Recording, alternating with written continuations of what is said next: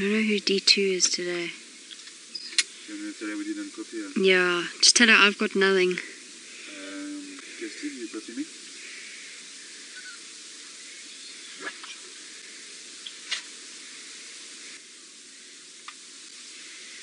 I have to say, I'm seriously surprised that we've managed to get as lucky as we have. Obviously, we do apologise for the minor technical glitch earlier, where I could not hear Kirsty at all. But the reason I'm surprised is to find this male lion exactly where we left him this morning. I was not expecting that. I thought in this rain, I thought he would probably have gone strolling a little bit further, because it seemed like that was what he wanted to do this morning. He was still on the move, he was up and down. He didn't look entirely 100% settled. And then I saw that a tree had been dragged out of the road where it had been pushed over, and I thought, oh no, he must be gone. But he's not. Here he is. And that's perfect. And he duck out of your way. We've had new viewers ask why we duck every time we see an animal. It's just to get our back of our heads out of your way so that you have a good view. The good news is, in this sort of weather, I think he's going to start getting up relatively soon. Once you start to see the paw lickings, or the paw licking, oh shame, rubbing his eye again. But if he starts to yawn a few times, then there's a very, very good chance he's going to get up. And he's far more likely to be more active in this sort of weather. And because he knows that his scent marks will have been washed away, where he sprayed urine and where his coalition mates have sprayed urine, there's also a good chance that he's going to be very vocal. All the lions are going to be very vocal this evening, which is great for us, because it means that before the end of your sunset safari, you could get to feel the impression of a massive male lion roaring right next to us. Giving his face a good clean, just like your domestic cats do at home.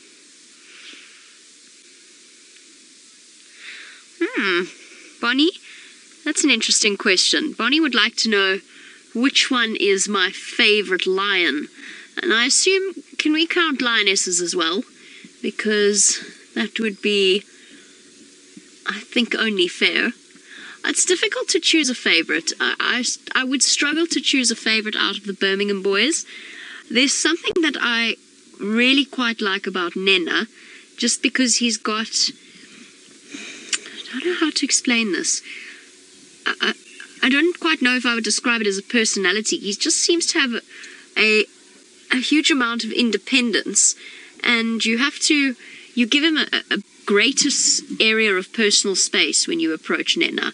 And I respect that. I respect that he is clear in his own mind exactly how comfortable he is with the vehicles. Lionesses, though, I mean, my favourite lion, I would say, it's a toss-up between Amber Eyes and that youngest Nkuhuma lioness. I've really got a soft spot for her, because when I first started working here, the youngest lioness was still a sub-adult. She was a tiny little thing, and I had such an extraordinary sighting with her and her sister as they were playing in a drainage line on Arathusa. They were bouncing up and down in the sand and pouncing on each other. And of course, after that, it was really very sad, because after that the Birmingham boys came in and they actually killed her. Or her sister, obviously. And I've had a soft spot for her since then, especially watching the way in which the Nkuhumas had to kind of recover and regroup. And if I remember correctly, she was one of the first lionesses to start mating with the Birmingham boys once they established themselves. I think I'm going to risk some shuffling around, just so that we can get a view of his face. But the paw licking, and we saw a yawn there earlier, it's a good sign. Might just mean that our male lion is going to take us on a bit of a wander. Hopefully with this roof on, not through anything too thick.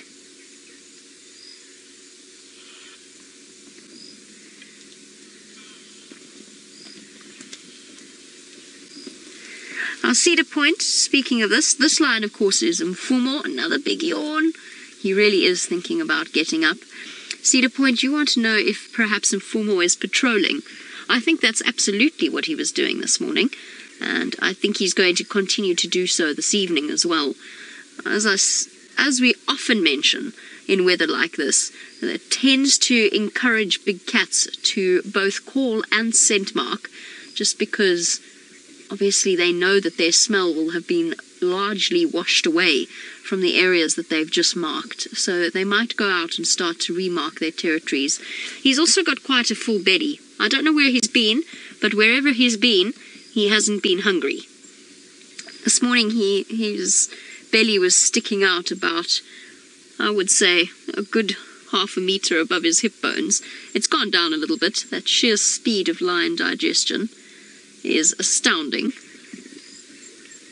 But he's definitely had a good meal or two. Oh, shame boy.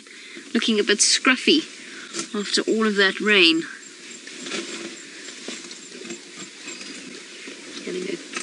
Making sure he gets all of the bits of mud and sand that will have splashed up onto him while he's been lying here. I'm not going to reposition, actually. I'm going to give him the choice as to which way he's going to lead us once he's finished his bath.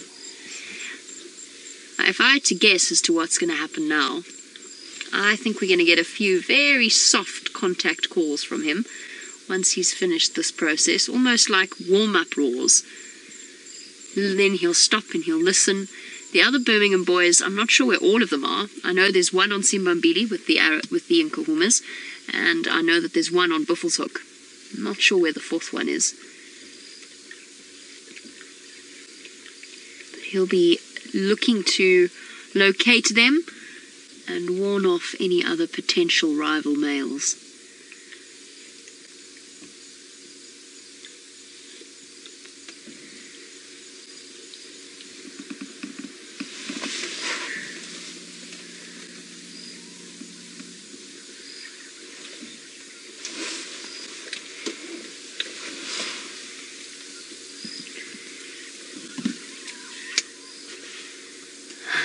Oh, I see.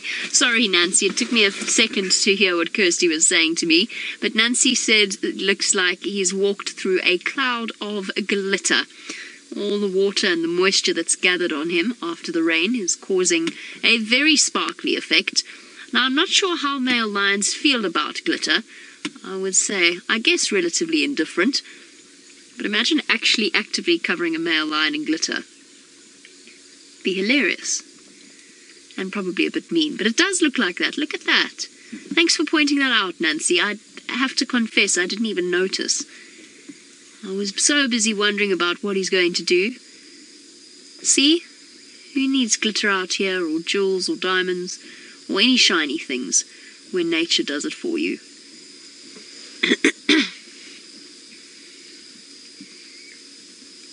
He is sparkling.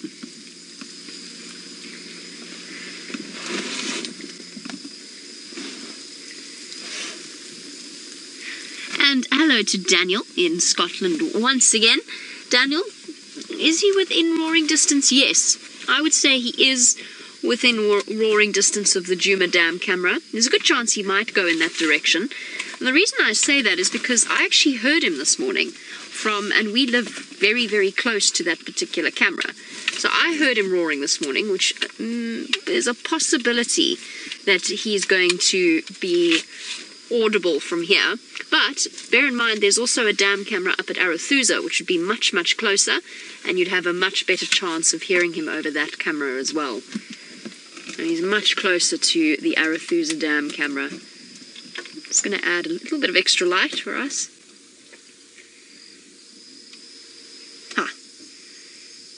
He's done with us. Giving us the back of his head. If you flop down now, mister, and go back to sleep, I'm going to be very disappointed. You've done such a thorough job of cleaning that it seems like a terrible waste to then go and cover yourself in dirt again.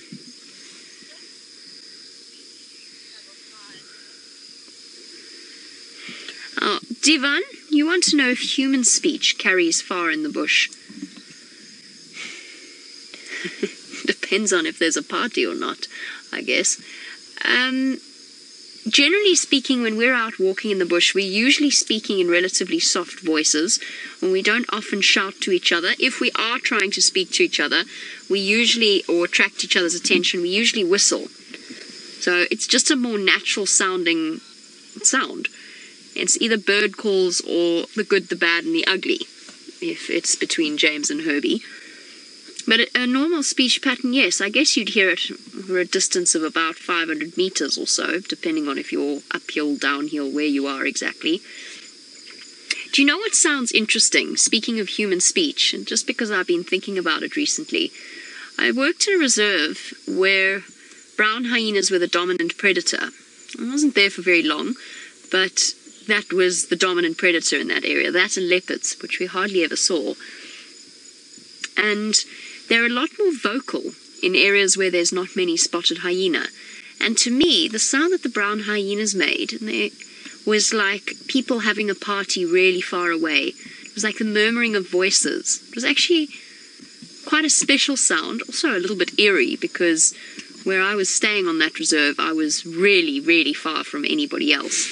So in a way, it got a little bit creepy at times, especially when I was on my own.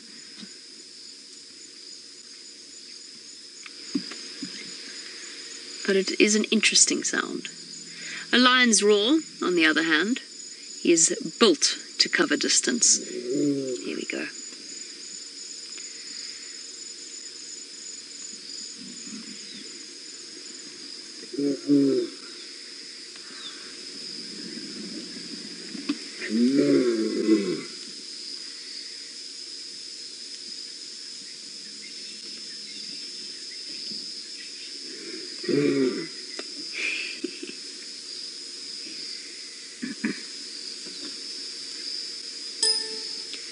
Here we go. Some soft contact calls. A warm-up, essentially, before the main show.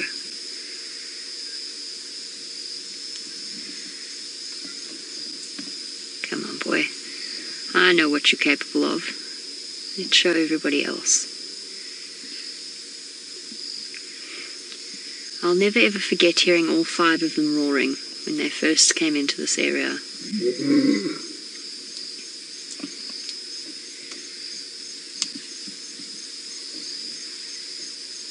Guys, where are you guys?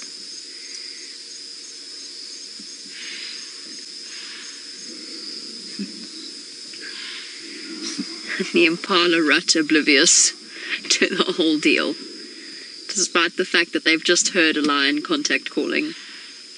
The male's not to be deterred. Now, Mfumo. Oh, you can't just end it at that, boy.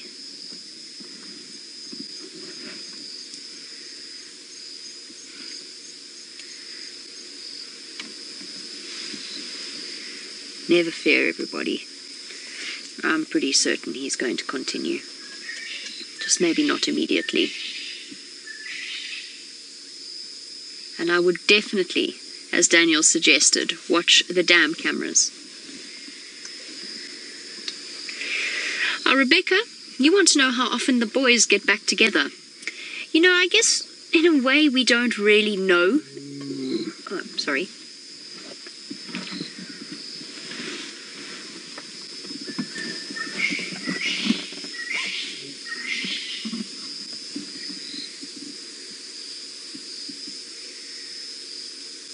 See how he's listening.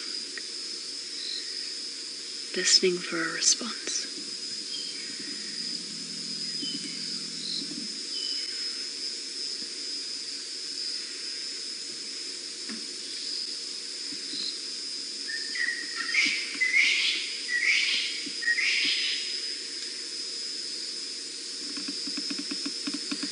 Frozen in time. What on earth was I talking about? Just want to see what he's seen. Might just be that he's heard responses. Oh yes, so he's going to be probably aiming to reunite with members of his coalition. No, not that way. Not that way, that way. Yes, there's a good boy. Rebecca, as I said, we don't really necessarily always know, because most of the time those reunions happen at night. I'm pretty sure that they will get back together about once a week or so. But we can't always tell from the tracks if they've come together or if they've arrived or walked in the same place. Oh, he's roaring. He was about to. I can't see.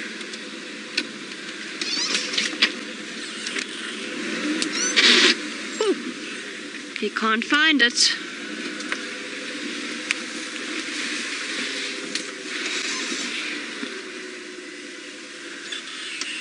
Don't go, boy. I'm hoping he's going to go on the road. It's wet. I think he's more likely to. There he is.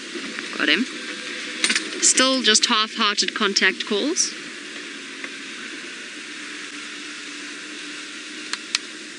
Here we go.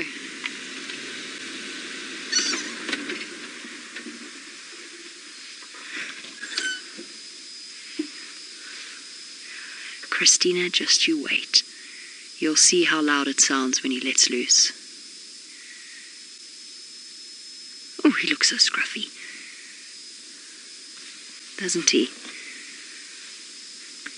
I think he's going to roar for us, Christina.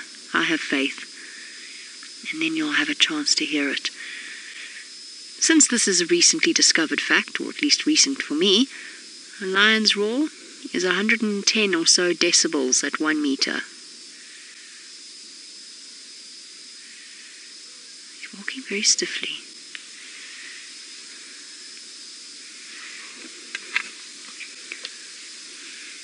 What have you smelt, boy? What's here? He's smelling something here.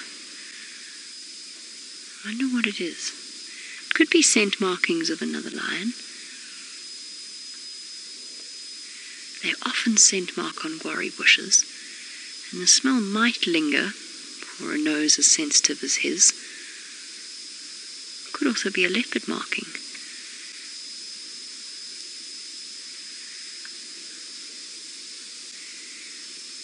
I don't want to reposition just yet. I have a feeling he's going to come walk past us. Oh, phlegm and grimace behind the bush.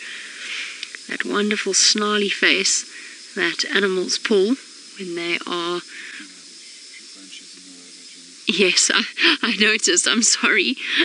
I don't want to start up the engine now, though, because he's just going to move away if I do. He's very, very close. There we go. There we go. The partial phlegm and grimace. So that is him tasting the smell, essentially. There we go.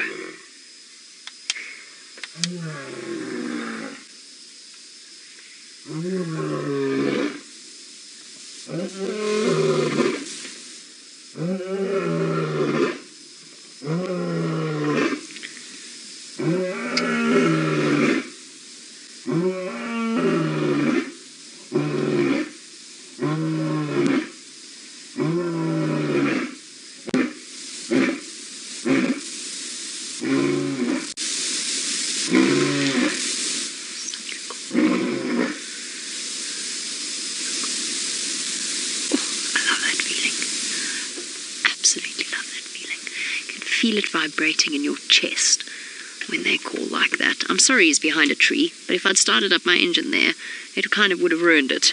So we had to take what we got there.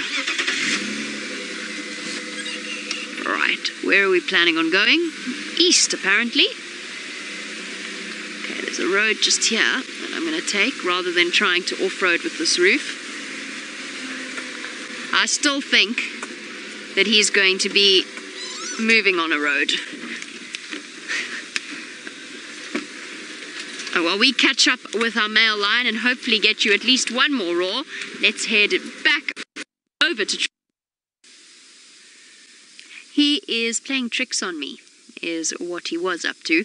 Never underestimates a male lion or any lion's ability to decide to lie down at any point in time. He looked for all the world as though he was going across to the road a little bit further to the east of us. What he actually did was came and lay down about 5 meters away from where we saw him walking. Oh, shame. That eye is so sore. I'm making sure not to shine my spotlight anywhere near it, because I suspect that although they do have the reflective layers, they've got different types of... Oh, he's going to call. Oh, sweet.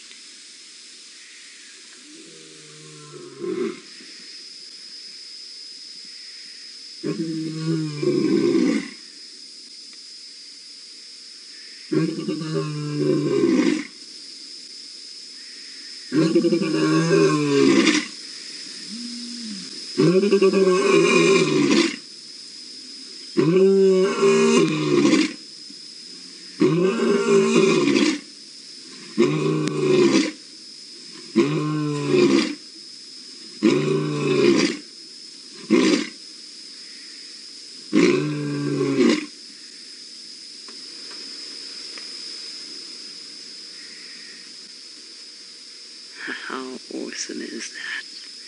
Now listen, listening carefully. Is there a response? Did they hear me? Will they call back?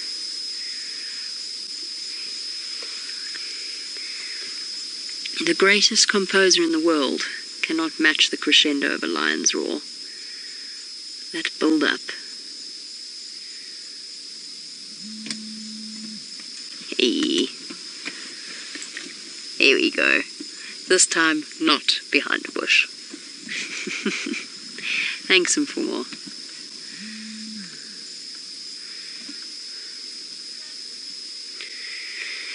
Cheetah, the feeling is absolutely indescribable, what it feels like to have a roaring lion next to you. I mean, Seb? Amazing. I have no words. It's just... That gives you goosebumps. It does. You get goosebumps right up on the back of your neck. I could feel it vibrating through the vehicle's pedals, and I can feel it vibrating in my chest. And whenever I've had guests that have been lucky enough to experience this, one of the things that I sometimes try and get them to do, obviously you watch the lion first, because it's awesome to see. But if you get a lion roaring more than once, I try and get everybody to just close their eyes and just feel it. It is primal, I guess, is probably the only description that I could... I don't think there's an adjective in the world that can fully describe it. And I guess every person experiences it slightly differently. Whether in a way there's fear or awe.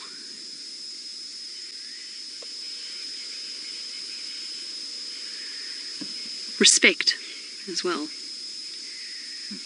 Yes. Mm-hmm. He looked at me as if to say yes, and so you should. Oh, Tesla, it's lovely to hear your name again. Tesla's a regular viewer of ours, and she's 6 years old. Tesla, you want to know if the lion is roaring to scare us? No, he's not. Luckily, he's actually quite comfortable with us being here. He doesn't want to try and scare us away. What he's doing is he's doing one of two things. One, he's roaring to scare other strangers away, so strange male lions that he doesn't want to come into his territory. And he's also roaring to say, hey guys, I'm here, because remember, he's actually not alone out here. He's got 3 buddies, 3 friends, brothers and cousins, that he controls this territory with, and he wants to know where they are. So he's looking for them, and by roaring, he's saying, guys, I'm over here, where are you? And then across wherever the other lions are, they'll go, we're here, or we're here. You know, something not quite so high-pitched in such a girly voice. So they're talking to each other, Tesla. That's what they're doing. But they just have to do it very, very, very loudly. You can see his eyes affected as well. It's not just the skin around it. You can see how it's watering.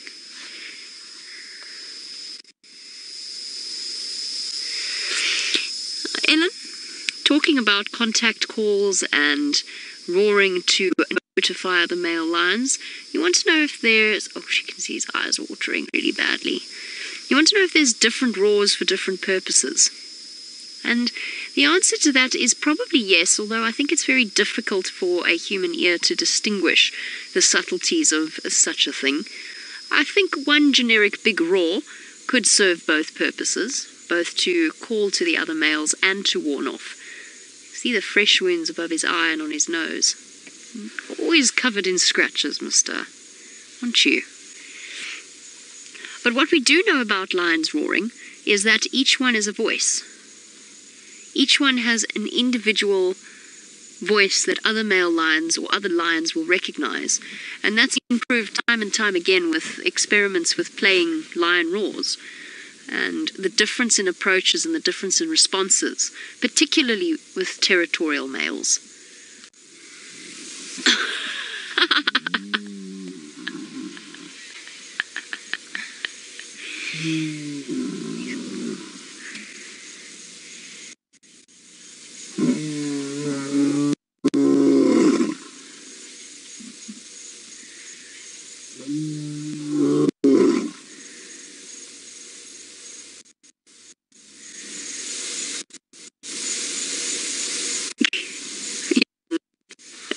I'll take a nap now. That roaring really takes it out of you, man. Lions often roar lying down, by the way, for our newer viewers. It helps sound to together. I think Mfumo's torn now between... While he makes up... Let's see biceps Byron has been up to with his spotlight. He thought about roaring once again. I can't believe Byron has found 3 chameleons. That's incredible. That is really, truly impressive. I think that Byron has essentially become the king of chameleons out here. I think he must have spotted more than any of us at this point. But moving on from our chameleons to our really, truly exhausted lion, 2 roars and 1 half-hearted one, and he appears to be done. Come on, boy. We've got 15 minutes left. Or less than that, actually, probably. I'm not quite sure how much longer we've got left. Either way, I think that's plenty of time for one more good demonstration of your vocal ability. What we need now is for one of the other Birmingham males to respond.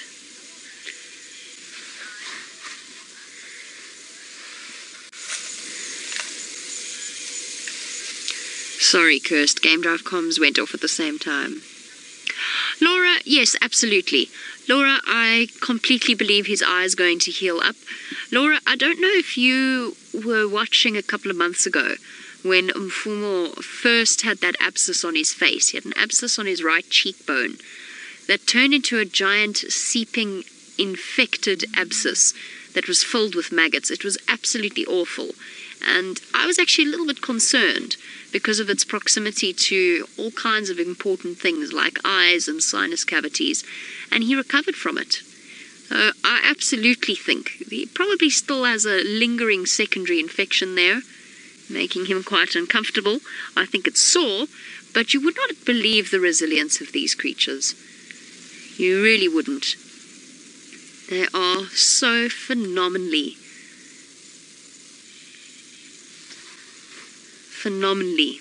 capable of healing themselves. There's no antibiotics out here. He can't drop past the drugstore and go and get himself a general course of amoxicillin or something like that. He just has to sit it out, essentially, and that's what he's going to do. I think he'll be fine, though. Look, sometimes it takes a while. This injury is about 2 months now. 2 months old, maybe even 3 months old. I lose track of time out here, as lots of you will know. It was so close to the eyeball itself. When it first happened, it was really quite serious. But it has healed enormously. And as for those other little nicks and scratches, well, that's just all part and parcel of being a male lion. But you can see by the way that he's blinking that it's uncomfortable for him.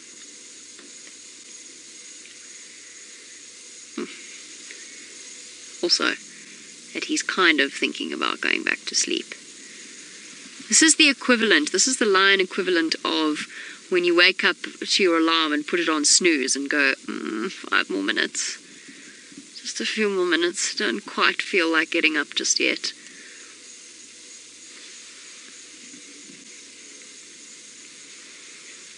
Everyone always thinks of male lions as lazy, but he has an enormous amount of distance to cover as a territorial male. Well, since he isn't planning on calling just yet, although Murphy's Law we might just, let's pop back quickly to Tristan in the tent.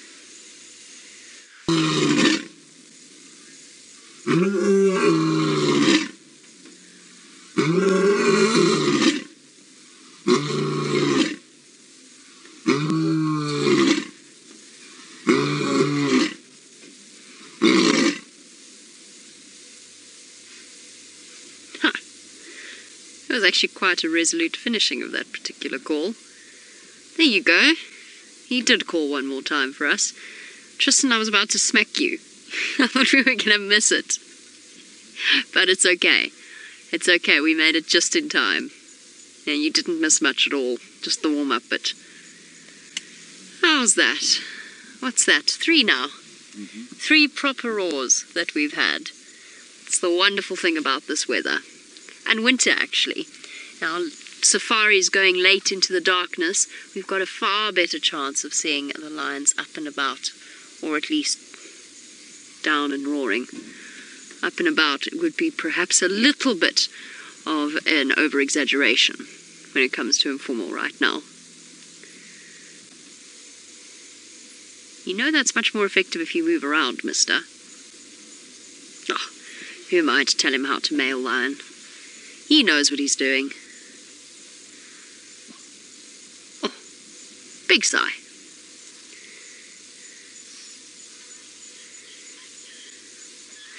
And you say maybe his pain is making him less active. There is a grain of possibility in that. I noticed that when Mfumo had that massive cheek wound, I noticed he was quite inactive at that time. He spent a lot of time around our area. He still managed to get into fights, though, over females and with other males. If there were a reason for him to get up and move, if he heard another male lion roaring in response, if he found something or saw something that he'd want to eat, he absolutely would get up and move around. So it's not debilitating, but I think you're probably right. I think it's probably making him less inclined to get up and move. And you might even find that the cool temperatures are actually really helping him, because he's probably got a slightly elevated body temperature as well, just thanks to the infection.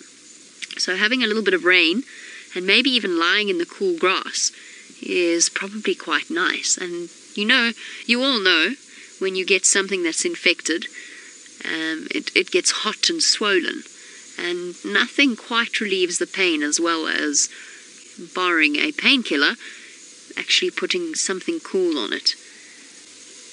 I think that probably helps. That's one of the reasons why I think he lies quite a lot on the side. Also, we'll stop during the day at least. We'll stop flies landing on it, which is exactly what he wants to do. You can actually see the grass moving every time he breathes out. That's quite cool. Gentle puffs of breath. Now, Mr. Mfumo, you've now got 180 seconds to roar. Bonnie, you want to know, why do male lions have dark brown manes? They don't always necessarily. It is a genetic thing, what colour their manes will eventually turn.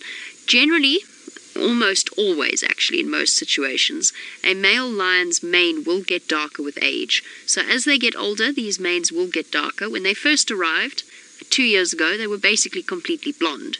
And they've now started to go much, much darker. So there is an age factor. There is also a genetic factor. So the black-maned lions of the Kalahari, for example, have darker manes genetically and traditionally than the lighter-maned lions of this area. But there's been a lot of mixing in terms of genetics, particularly in some of the smaller closed systems, the private reserves. Not where we are. In this area, these lions manage their own genetics because it's such a massive area. But in certain other private reserves, which are a very important and ever-growing part of conservation out here, there's a lot of mixing and matching that happens with lion genetics. But generally speaking, age and genetics are the two biggest contributors to the colour of a lion's mane. And look how different Hairy Belly and the ginger male's manes were. The two Matimba males that we used to see in this area. And Hairy Belly was called Hairy Belly because his mane extended all the way down his belly. I don't think the Birmingham boys will ever have as full a mane of hair. Mfumo, unless you roar in the next 60 seconds, that's it for the evening. This has actually been a really special time, but we are reaching the end of our sunset safari.